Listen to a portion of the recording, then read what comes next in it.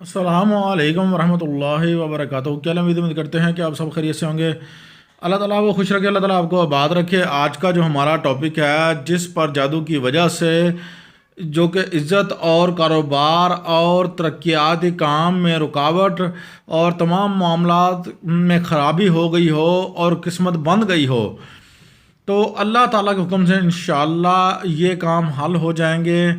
آپ سے ریکویسٹ ہے کہ جلدی سے جا کر ہماری اس ویڈیو کو شیئر کر لیں، لائک کر لیں اور بیل آئیکن کو آل کر لیجئے گا، تاکہ ہماری آنے والی ویڈیو کا نوٹیفیکیشن آپ کو بر وقت مل سکے۔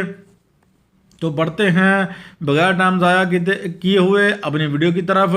آیات مبارکہ آپ کو سامنے نظر آ رہی ہے، اور یہ جو ہے مقسوم کیا ہے؟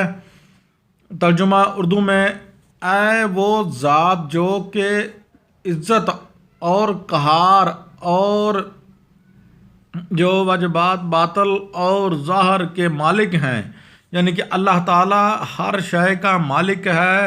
آیات مبارکہ آپ کو اوپر نظر آ رہی ہے۔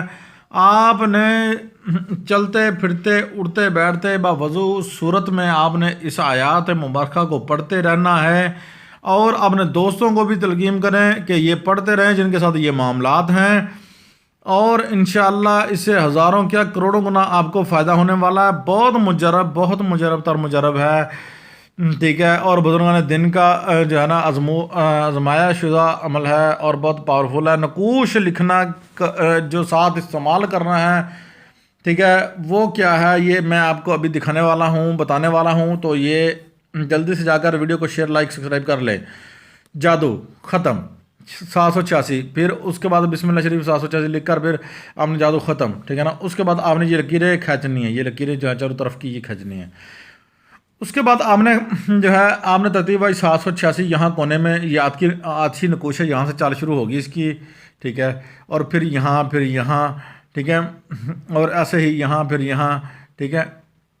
آتشی نقوش فل کرنے کا طریقہ ہمارے چینل پر موجود ہے، آپ وہاں سے جا کے جو ہے دیکھ سکتے ہیں۔ ہم نے مختلف ویڈیو میں بھی بتایا ہے۔ اگر آپ کو سمجھ نہیں آئی تو کامنٹ میں بتائیے گا، ہم آپ کو اس کا لنک بھی جو ہے آپ کو شیئر کر دیں گے۔ تو خیر، یہ نقوش آپ نے جو ہے لکھ لینا ہے، پر کر لینا ہے۔ جو بندے لکھنا نہیں چاہتے تو وہ جو ہے اس کی فوٹو کاپی جو ہے پرنٹ نکلوا لیں، ٹھیک ہے۔